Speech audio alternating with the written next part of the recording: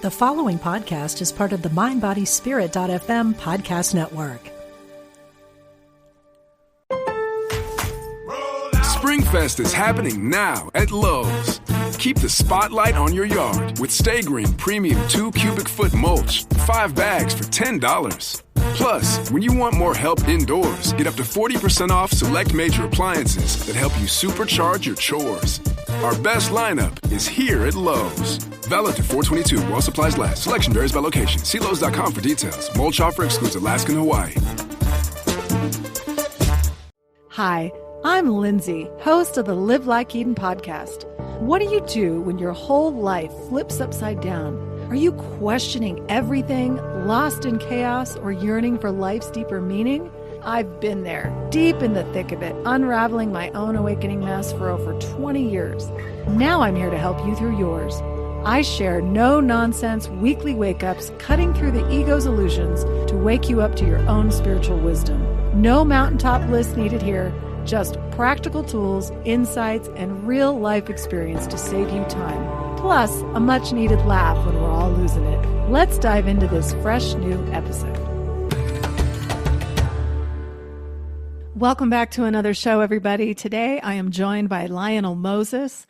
Lionel is a family man, a U.S. Navy veteran, a coach, and author of the latest book, The Marriage Seed, which he is here to discuss with us today. Lionel has a passion for fostering healthy dating and marital success, and he draws from his own personal journey to inspire others to cultivate meaningful, enduring connections. You're in for a treat today and a lot of laughs with Lionel as we discuss all kinds of different things about relationships and how he uses the marriage seed and the metaphor of the garden, that we have to tend to the garden in order for the relationship to succeed, to grow, to thrive, to help each other. We get into topics such as communication, how to be a better listener, how to support your partner in the midst of real struggle, and even a chat on purposeful singleness. So those of you that aren't in relationships, don't run away yet. He devotes a whole chapter in his book, and we talk candidly about being single, about finding yourself and how it prepares you to have a better relationship in the future. For those of you that are looking deeper into your relationships and how they serve as a spiritual classroom, I will link everything about Lionel and his book in the show notes for you. I hope you enjoyed today's episode just as much as I enjoyed meeting with Lionel. May it inspire you to go deeper in your own relationship with others and your own relationship with yourself. I will see you all next week. Welcome, Lionel. I'm so excited to have you here today to discuss this amazing book you've written, The Marriage Seed. Welcome to the show.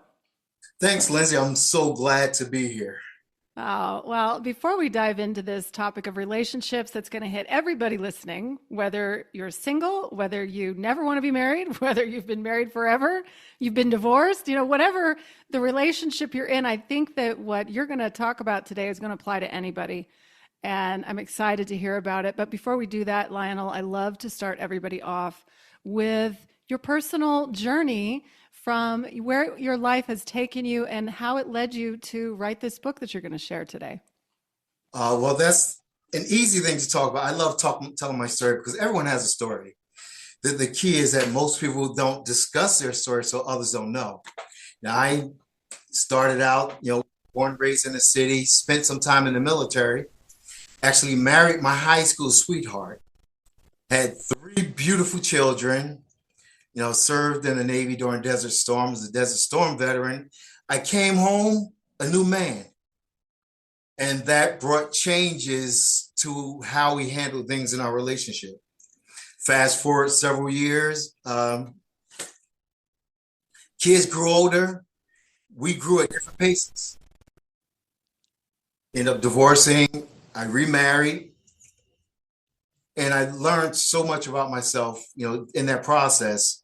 Through lots of counseling, lots of friends, and lots of self-reflection, I've learned that I do not have all the answers. But as long as my mind is open and I'm free to learn, I can learn.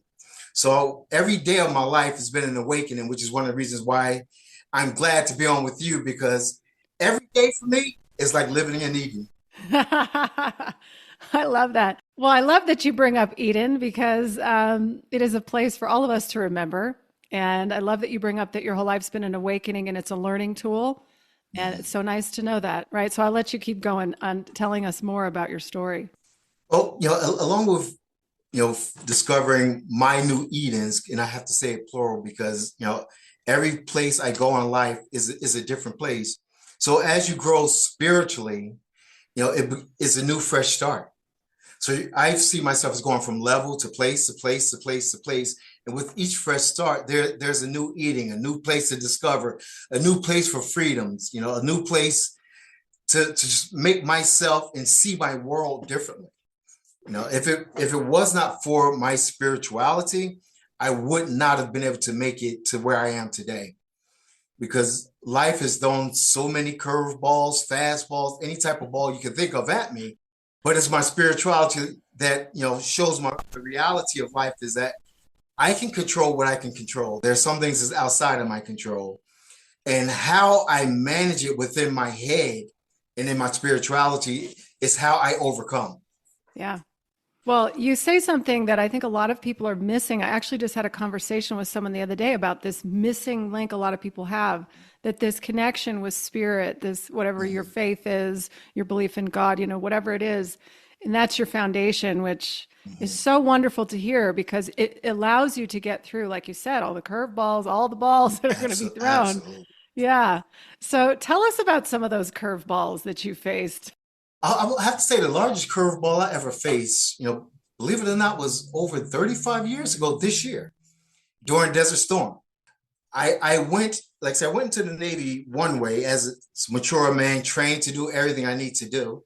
The military trains you well for your tasks and your jobs. But when there's a threat of someone coming at you, you have no control over that, which, led me to something different. Okay, I can do what I can do, but someone greater than me have to cover me and protect me. Yeah. And, when I started thinking from that vantage point, it led me to understand and to believe either for me, all I know is to trust that there is a God or trust in myself and my coworkers. And I know that there are certain things they cannot handle. You're absolutely right. So I had to look for something greater, whatever your belief is, even if you don't believe, I personally had to in order to get through emotionally.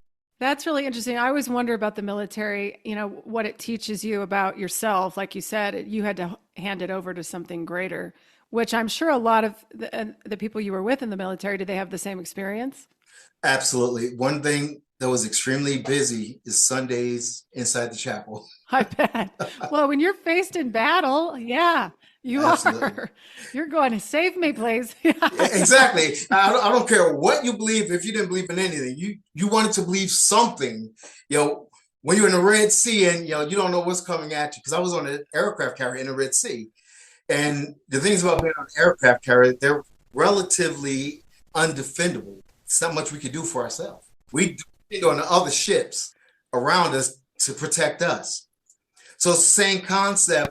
Naturally, as an individual, I have to depend on someone and something outside of me to bring me in. Yeah.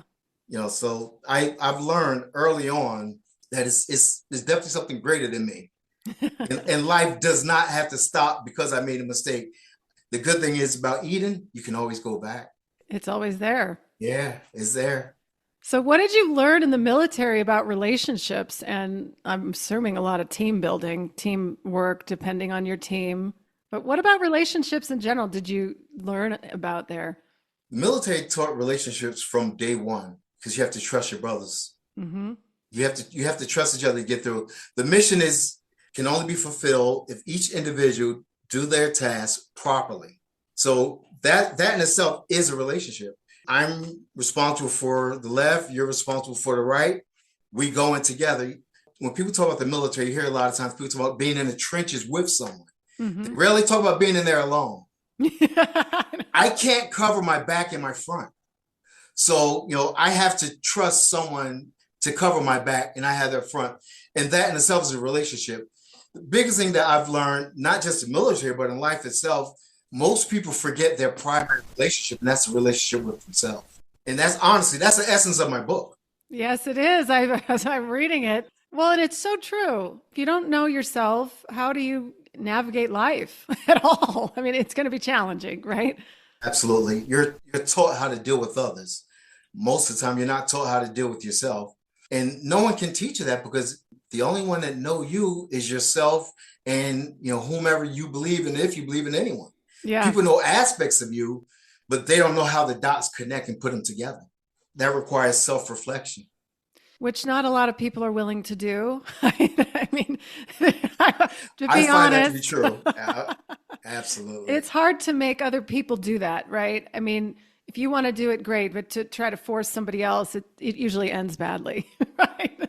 I've learned that you have to learn to love yourself in spite of what you see. Change what you see. Because if you see it, someone else probably already saw it. They're just too nice to tell you. They're just too nice to tell you. That's true. That's really true. I'll deal with it. I would rather deal with it now before you have a chance to tell me. Yeah. So when you came out of the military, you're changed, right? Spiritually, Absolutely. you're Yes. trusting. And where does that lead you in relationships and to write this book?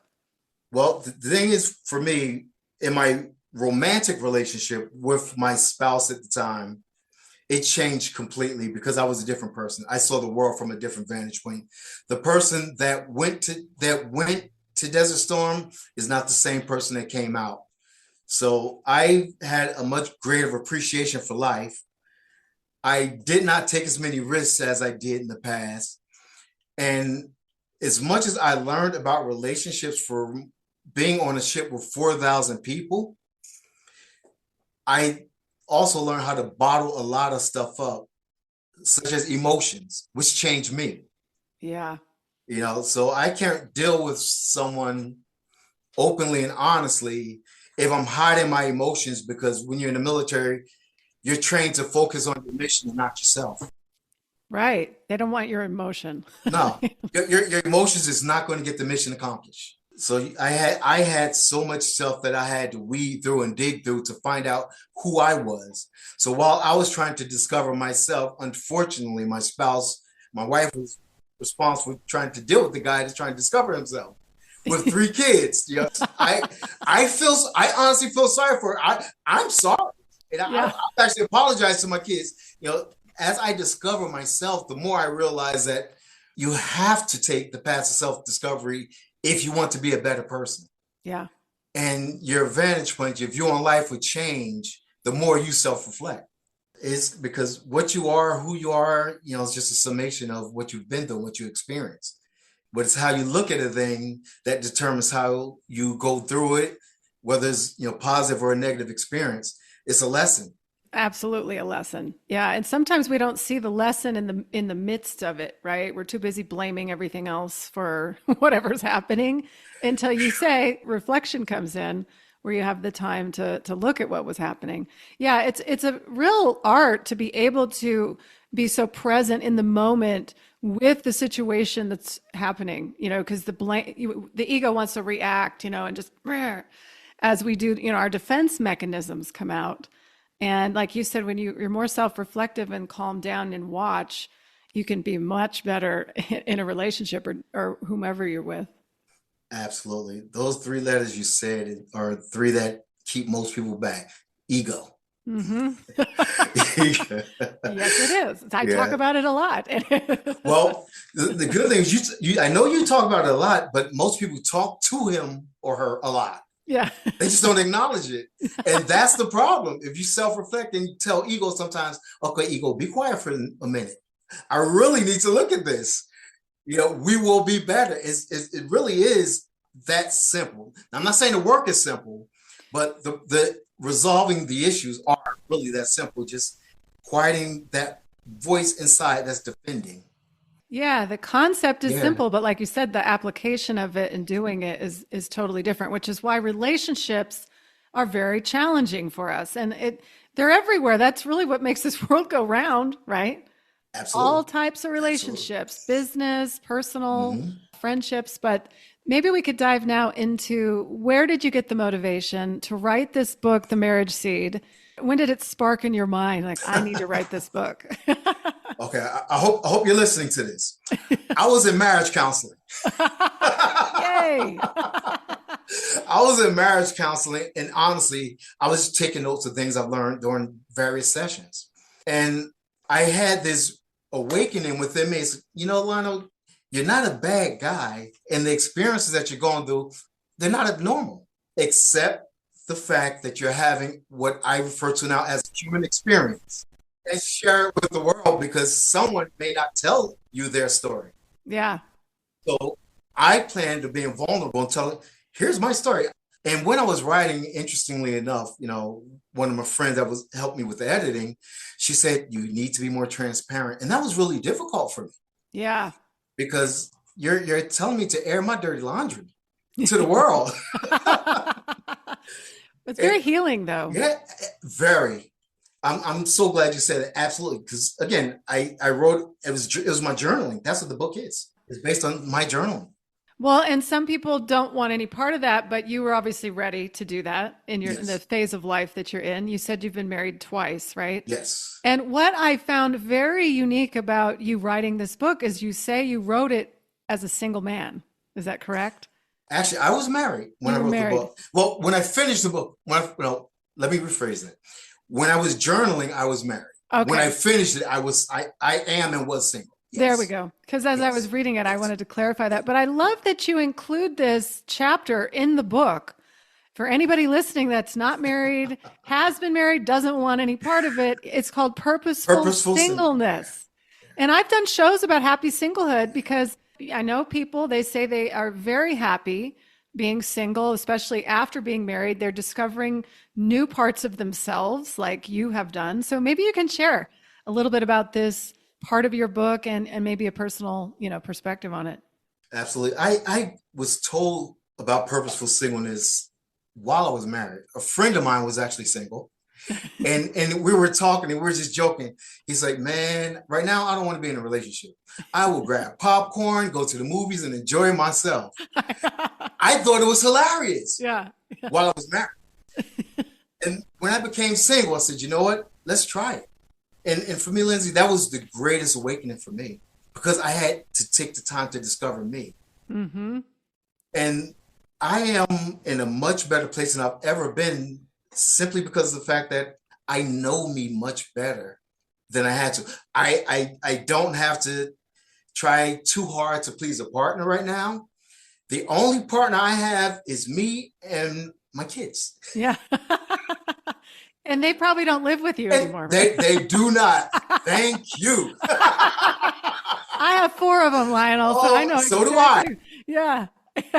Absolutely. It's so nice knowing they're not with you and you have that time for yourself. But I do love that you put this in there because one of the key concepts that you mention in the book is to know thyself. And I think so many of us get married. A lot of people get married young. And not so much anymore. There seems to be people waiting now. But if you get married young, you don't always have that time to really know who you are before you enter into this partnership. So what can you say about knowing yourself? I like to talk about my experience. I think I mentioned earlier that I married my high school sweetheart. What 17-year-olds, I think we were 17 or 16 when we got together, know themselves. Honestly, think about it. My youngest daughter's 18 right now. She doesn't know herself. She doesn't know herself. And I look at her and I'm like, wow, the person I was with at that age, I actually married. Started raising a family. And that's why I apologize to my kids now. I was like, oh my, I had no idea what I was doing. I really didn't. I love them. I did the best I could, made the decisions based on 20-year-old, 30-year-old mind. Because that's what I knew. That was my vantage point. Yeah. But now as I'm much older, I look at life. I've grown so much, and I'm constantly growing. I think I'm growing faster now than I did when I was young, because now instead of trying to please anyone, include anyone, no one in the world, not even a boss, no one. I'm living my life for me, to discover me, so I can enjoy everything that, I have to say it again, Eden has to offer. Thanks for the plug. I have to. It is the place where new things begin. It is. And you bring up something that knowing yourself. And then the question I have for you is, what does that mean? Like people toss it around, know yourself. Like, how are you getting to know yourself right now?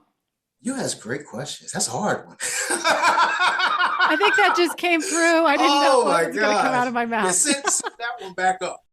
What am I doing is something I practice what I learned in counseling, which is being present. And the more I'm present and the more I sit quietly, because I meditate often and just listen, I can see myself. I live in New Jersey, and it's extremely cold right now. I went for a walk the other morning, pitch black, had my running cap on with the lens and the strap around my back so that people see me walk, not running, but walking, let me be honest. Yeah. And it was brisk cold. And even in that, allowing my mind to be free and feel the coldness. Yeah. Without trying to escape it. Exactly. Just feel it, enjoy it. Okay, I'm exercising my body. This experience isn't the greatest, but my lungs feel different with the cold air versus warm air. I like to take every opportunity that I can to learn any and every aspect of me that I can, because if I have an aha moment with me, there's something new that I learned about me, which brings a fresh perspective.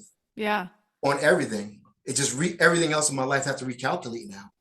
Do you feel like now that you know yourself better than you did in your previous relationships, are you wanting a new relationship, or or is that something you're like, maybe I'll just stay single because this is going well? I'm going to say it like this. I love relationships. Oh, okay. Well, I figured since you wrote the book. I love relationships. And I actually said in the book, I expect to have a good solid one later. I'm in a much better place. Oh, that's great. So maybe you can tell us a little bit about the metaphor that you use throughout this book, which is like, a garden, right? It's similar as Eden. Yeah. I have to keep saying Eden because I just love it. Yeah. But it's true, right? It's a garden. Absolutely. So the metaphor of the seed is simply, I'm a firm believer that everything that you have and that you need for a great relationship for you is inside of you. It's up to you to pull out everything that's within you and nourish it so it can flourish. I don't believe if you're breathing that the seed within you is a dud. You just have to discern what you need to nourish it. Everyone's nutrients are different. One thing I talk about in the book, and I'll give myself a plug on this one, is I have a great lawn. You did say that. I take pride in my lawn. I'm the guy that does the sample testing, to have professionals do their thing, and then I go behind doing the sample test to make sure that I have the right macronutrients and micronutrients, and most people don't even know what that is in my soil. So it can grow. Most people, they treat their grass. Yeah. I have to treat where the roots are. The soil. Yeah. Exactly. Yeah. So until you treat the soil, what you produce is going to be limited. Well, and I think you imply in the book that the soil is the foundation, right? Absolutely. Obviously of the garden. If you don't have proper soil and nutrition, that nothing's happening, nothing's growing. But I love the analogy that you bring to relationships, because so many of us, especially when you get married and you start having kids, it's very easy to let that relationship just go to the back burner, because let's face it, the kids are in your face. They go, everything is about the kids, right? For anybody listening, this. It's hard, and the relationship does take a back seat. And I know plenty of people that once those kids start getting older, if you haven't tended the garden of the relationship, it fizzles, and it's up to you. Are you going to do something about it, or what's going to happen? That's my story. With my first wife, we raised kids, and we raised them well. We have beautiful, productive citizens in society. But after they begin to get older, we begin looking at each other. Okay, but who are you? Yeah. Because you have your track meets, you have your dances, you have your recitals, and of course we have to work, because these kids that we have, they want to eat. It's strange. So it's like as you said, we're doing everything for them, and we did a great job.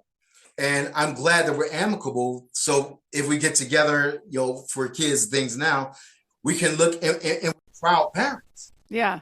our relationship didn't last, but what we did well, but what we did wasn't the best for our relationship. And that happens a lot. Absolutely. It happens too often. It does. What is the statistic on relationships and divorce? It's high. A lot of people. It's definitely over 50%. Yeah. Definitely over 50%. But the hardest thing that I have with, relationships failing because of kids is most people lose themselves. Yes. Forget your marriage. I'm not saying forget your marriage, not as your marriage is important. Please, understand the concept. Not forget your marriage because your marriage isn't important. But if you don't know yourself, how can you be a good partner? You can't. No. You have to know yourself and take time to grow better. And those are things that I practiced. You have to have timeouts. You have to have your date nights. You have to show your kids that, okay, my partner, my spouse is the most important person to me. You are everything to us. Yeah. You understand the difference? Yes. My spouse is everything to me, but you are everything to us. So there's nothing going to come between us. We're union, I love that you just said that, because so many relationships start even using the kids against each other, and it becomes, what I'm talking about. It becomes a nightmare. I'm not going to say I've experienced it. Nope, I'm not. But it is a thing. And I love that you say that, putting like our commitment to each other comes first and the kids are next. And what a beautiful thing for the children to like witness or see that you are doing that you're committed to that. And also that you have that commitment to yourself, that even though you're in a relationship, that you're both saying, okay, when you're in a thriving relationship, you're giving each other the space to become who you are as individuals, which I think that's probably a lot of reason why relationships struggle. They're not on the same page individually, in terms of one might get jealous that the other one's doing this and they're not supportive of it, or, all the stories.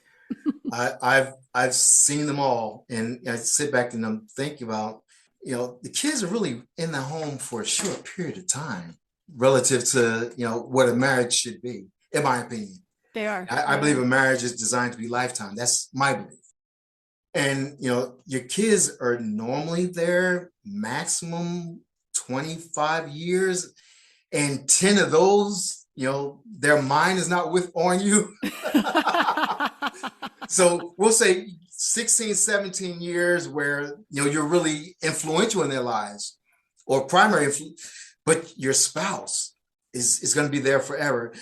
We have to learn to prioritize, the proper thing, and put more of our seed energy into our spouse and our partners, simply because the seed that we have for our kids, we've already given to them in their birth. Yeah, exactly. They've already got it. Yeah, you got it. So now the only other seeds we can do for them is, as you're saying, modeling what a good relationship looks like before them. Yeah. Well, and a lot of kids get thrown into relationships that just don't look good at all. And they don't have a good role model in that sense. Right. I will share with you, my parents have been married for almost 56 years. And it's just, it's so beautiful to watch. And they come from a different era, right? So they do things differently than like our generation does. But what I will tell you I've learned is they have always let each other be who they are. And if I could take one thing from them, it's that they just allow each other the space to become who they are. And then they're still a unit, And I think today that just people don't want to, and when challenges happen, what happens? Nobody wants to deal with it. They think it's the end of the relationship. Did you know your hair ages just like your skin does? The new Chronologies line offers luxurious youth revitalizing care for aging hair. It reverses the 5 key signs of hair aging: lack of thickness and volume, dullness, dryness, and frizz in just one night. Use the full range of Chronologies shampoo, mask, and overnight serum and wake up to visibly fuller, smoother, healthier hair. Shop the new Chronologies line at Kerastase.com. So what can you say about challenges and the storms that you bring up in the book? The one thing I love about storms is they're going to come. I'm expecting a snowstorm as we speak. Storms are going to come. You have no control over them. But as you said, the way what your parents model is a proper thing. Allow your partner to be themselves.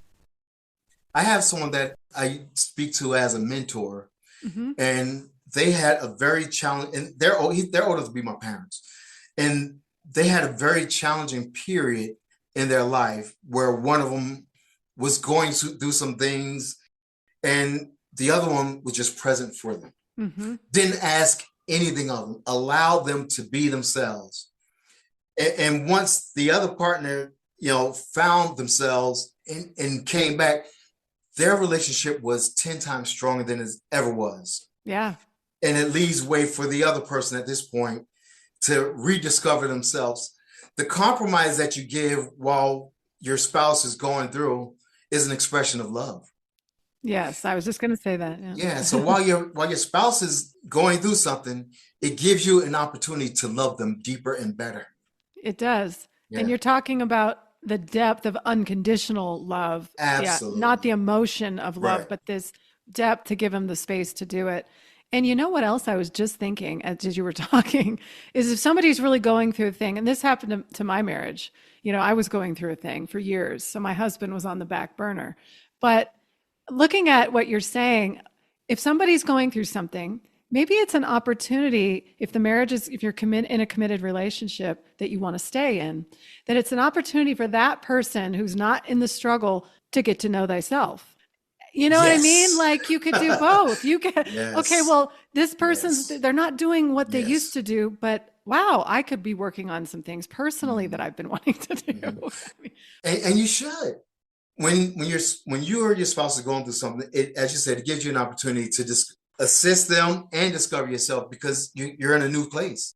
So you have to discover yourself, which is why we said early on in the show, self-discovery is an ongoing thing. It's not something you discover yourself. You have an aha moment, you live, the rest of your life without any other changes. No, I'm over 50 and I've had some great discoveries almost every day. I know. It's Oh like, my wow. gosh. Wait till the stage 5 hurricane blows through your house, Jeez, exactly. Mm-hmm. You Yeah. learn a new vocabulary, learn new love. You really don't love your house as much as you used to, Okay, yeah, let's time to pack up and move. Everything shifts when life shifts. And again, that's storms. You can't control them. That's a great way to put it. You can't control life. You just have to learn how to navigate it. And one thing that I think is really important that you talk about to navigate these storms are two things. Let's start with communication, because I feel like people don't know how to communicate. I took a class in college, Lionel. It was called Theories of Argumentation. And in that class, only one thing I remember from it, and that was when you're in an argument with someone, you have to define your terms, that you both know what you're talking about. Yes. Because anytime you're having an argument with your loved one or your spouse or whoever, if you're not even on the same page you're describing what's happening, you're never going to resolve it. So I thought that was good advice. Have you peeked into my life? Oh my gosh, I could have used that information earlier. But it is so true. Their military perspective, their rules of engagement. Mm-hmm. We have to be fighting the same war. Otherwise, we're just killing each other, And I've learned in counseling that every argument is not meant to be won. They're meant for discovery. And once I change my mind to say, okay, this is an opportunity for me to learn me or learn her, I begin to feel so much better about it. And I concede on things. Okay, yeah, I can see how you see that way. Yeah. I can see how you see that way. That really makes sense. I wouldn't do it that way. I may still think it's crazy, and I should not have said that. But I can understand. So again, every opportunity to grow, I'm at a point in life where I'm taking. I don't need to be right anymore, because when a storm comes, they're not knocking on my door saying, "Is it okay?" I have to be a palm tree. I need to be able to bend and flop back into shape. I can't allow it to break me. And when you zone in too deep on something that's really insignificant, that's typically what happens to a lot of relationships. Okay, they break up over things that's not even the root cause. Right. It's just silly sometimes. Yeah. Well, speaking about silly, I find myself binge watching these love shows, these dating shows on Netflix, Lionel. And I'm like, why am I watching these? Love is Blind, Married at Oh First my gosh. Sight, Yeah. and I'm looking at Yeah. these and I laugh because I've been married a long time, but I'm like, everybody's looking at the surface level Hmm. of the relationship. And I always kind of think to myself, that's never going to sustain the No. marriage long term. And you mentioned that in your book.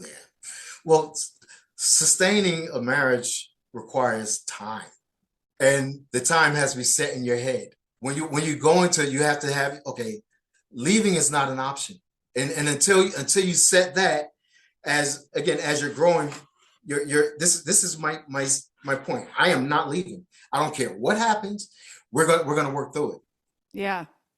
And when I got married, we actually set rules. Okay, these are the rules for this marriage before we got married.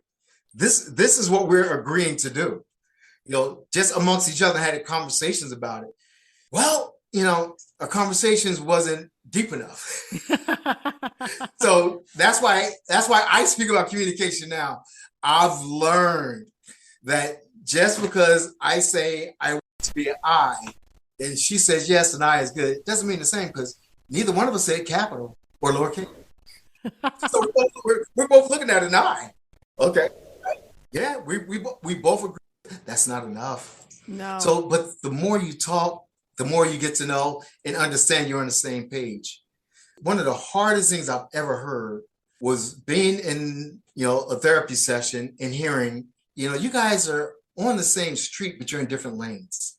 That hit me like a ton of bricks because it explains so many things to me of why we're having so many problems. Okay, running parallel is not a bad idea, but when there's a medium in between the two, it's like, okay, all right, that's the problem. Yeah.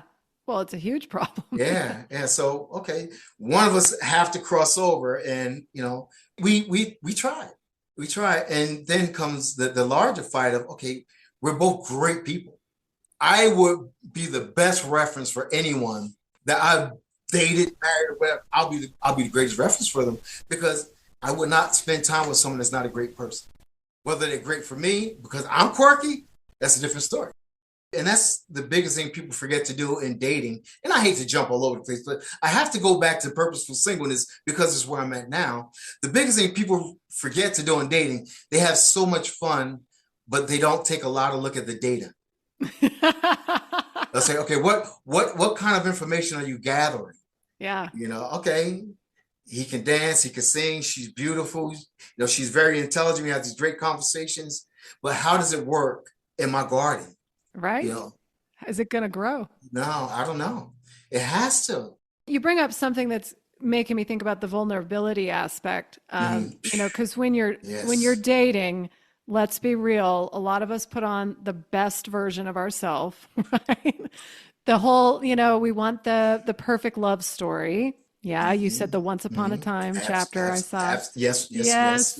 Yeah, and any relationship, I'll speak from experience. My husband and I were head over heels in love.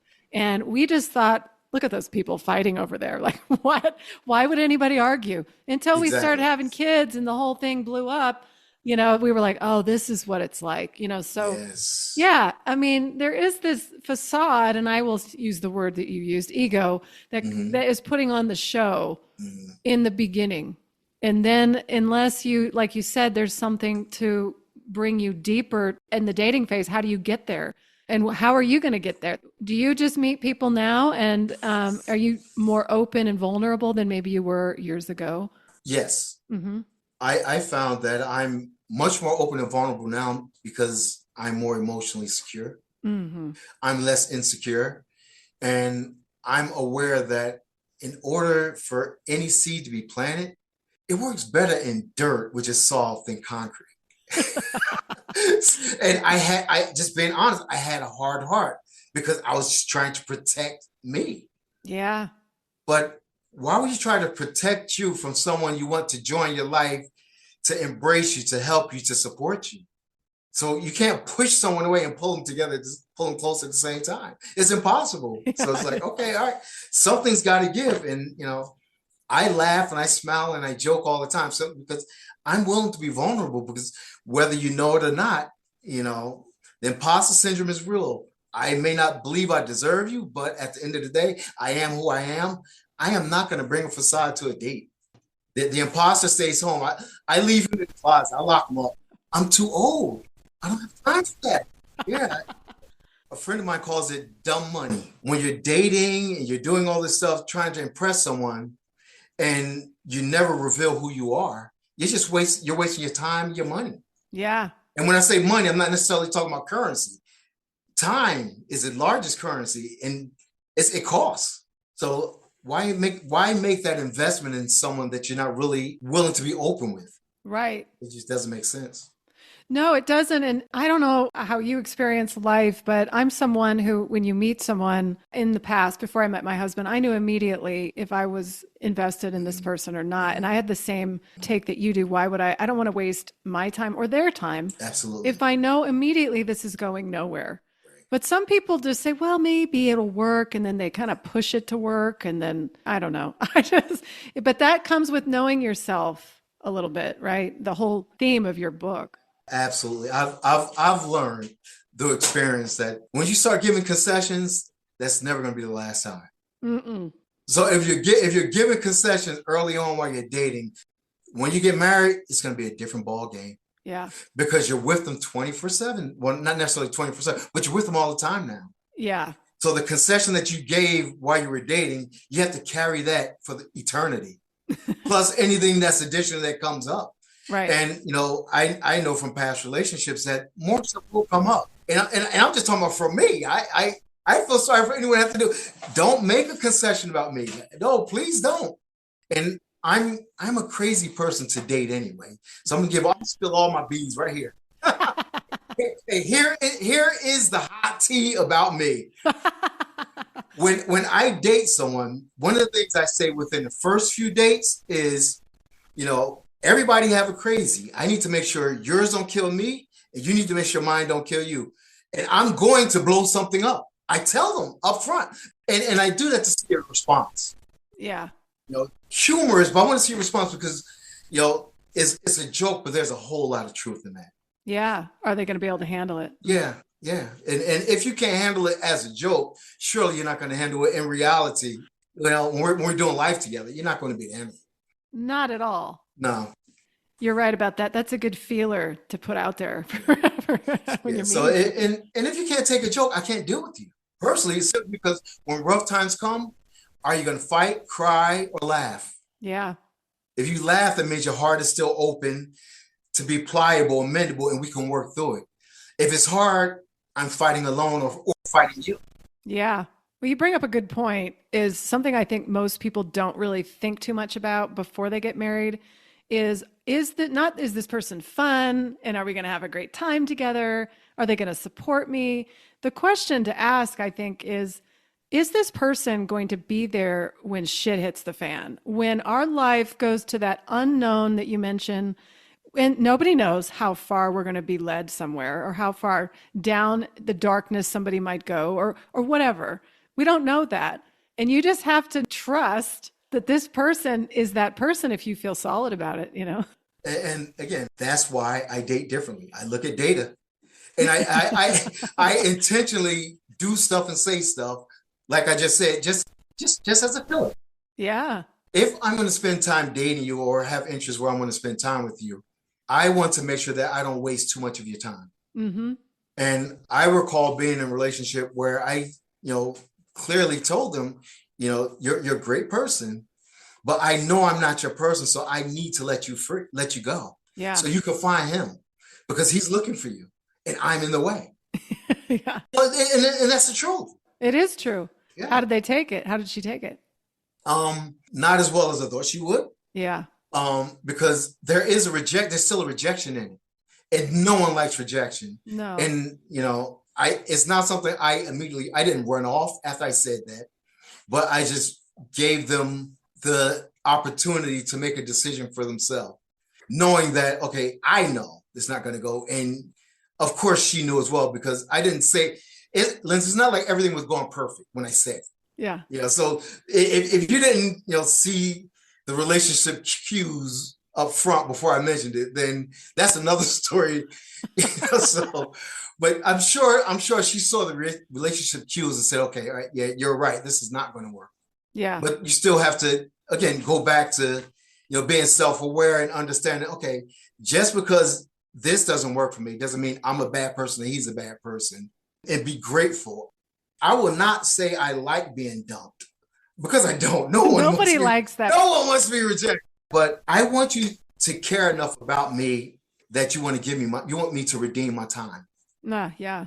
You're also accessing that unconditional love for the other person if you're letting them go, because you're saying, I don't want to waste anybody's time. It's a loving thing, even though, like you said, from the receiving end, it does feel like rejection and there's a grieving almost of it. Absolutely. Yeah. But after you go through all that, then you look back maybe even years later and go, oh, that was the biggest gift, because then it brought me to this, whatever happened later.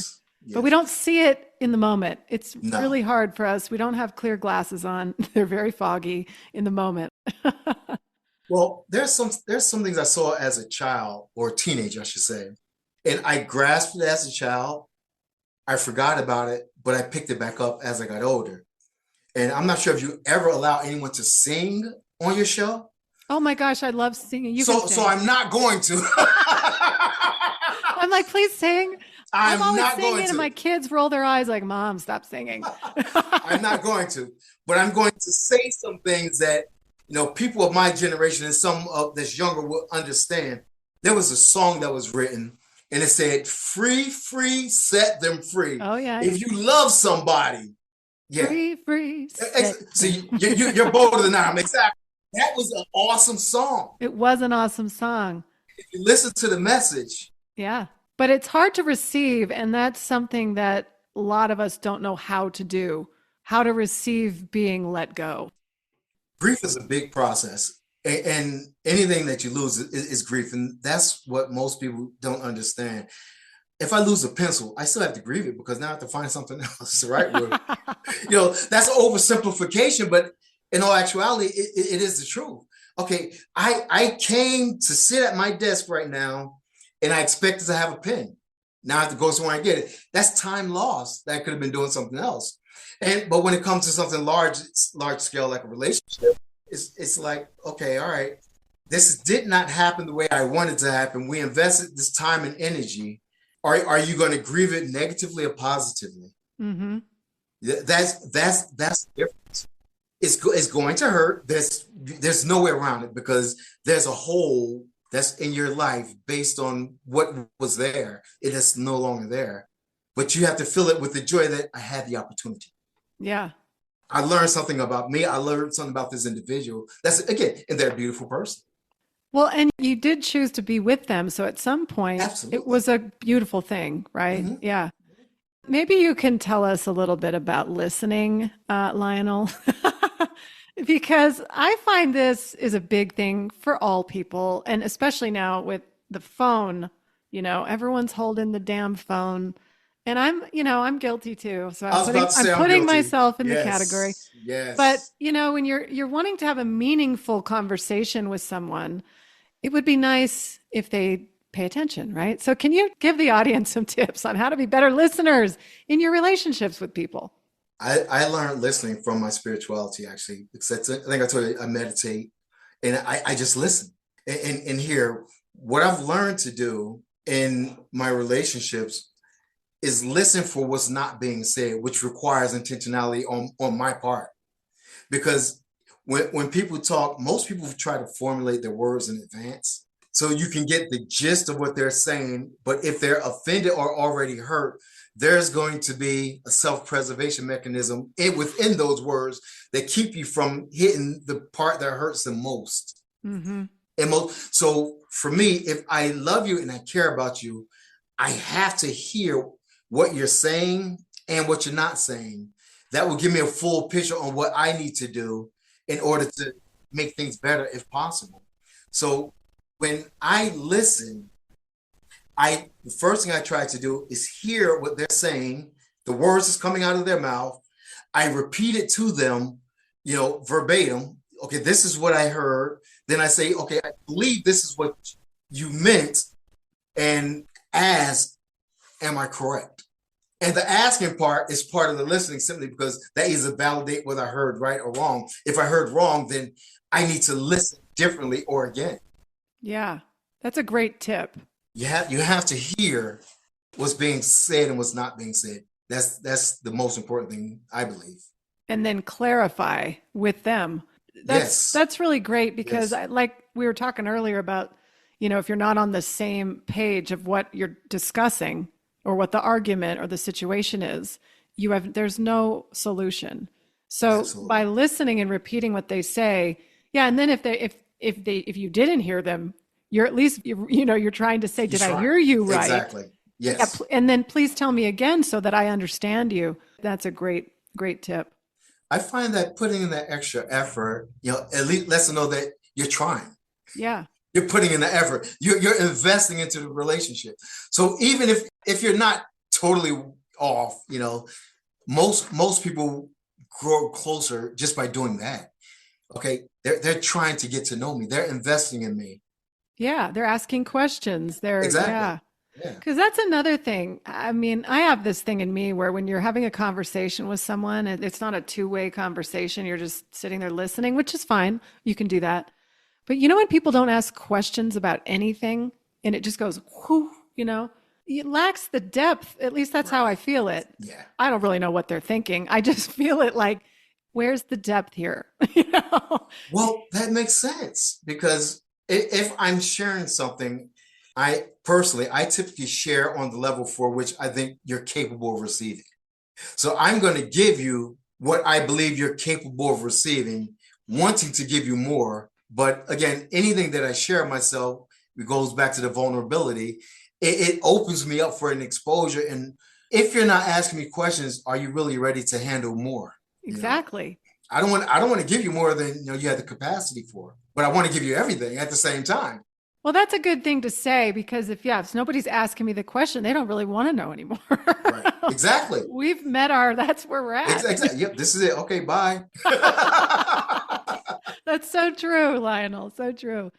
Well, as we wind up here, I thought it would be fun to end this conversation with what I think probably you and I might agree on, what the point of having a relationship and a solid marriage or a partnership with someone else is all about. And that would be, to me, love and joy, bringing love and joy to the relationship. Like, what's the point of doing all this if we don't feel this deep, and I'm talking about a very deep, unconditional love and the joy and happiness that go along with being together? I'm going to coin a phrase from my cousin. We're not meant to live alone. When I was growing up, my mother worked in a nursing home. And one thing she complained about a lot was there's so many older people that never had anyone come visit them. No one come see them. And for me, the beauty of having a relationship is to be able to, simple thing of saying, oh my gosh, look at that. That's beautiful. And then grab you, say, yes, that is, isn't it? And share the moments. For me, it's not about the large grandeur things. It's the beautiful, just little small things like, did you see the flower? Ooh, it's cold outside. Did you see the person walking across the street? Just sharing life.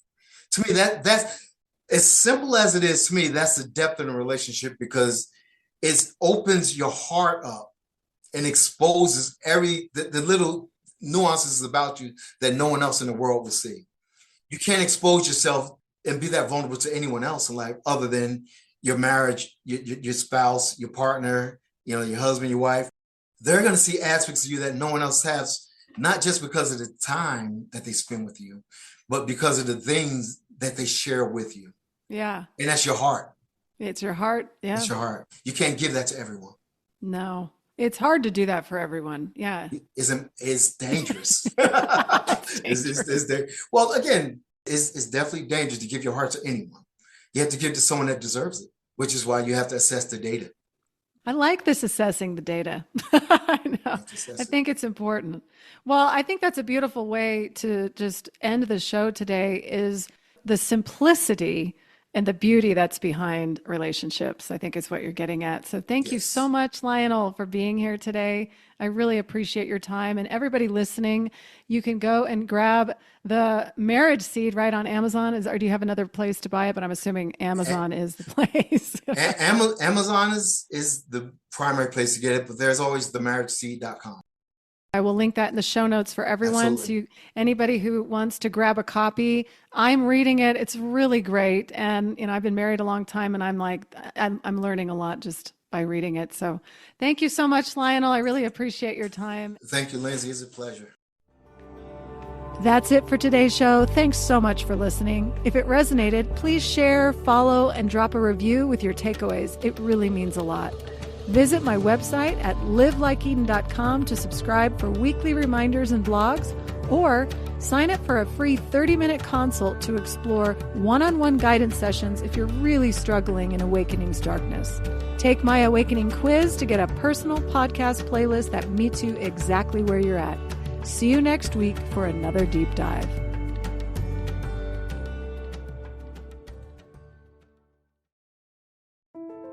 I'm Suzanne Giesman, and if you've ever wondered about life after death, or if it's possible to connect with higher consciousness, I invite you to join me for my podcast, Always Connected. It's my mission to share with you that a connection with loved ones who have passed and divine guidance is always available, and we are so very loved. I want to teach you how to live a consciously connected and divinely guided life. Listen here on the mindbodyspirit.fm podcast network.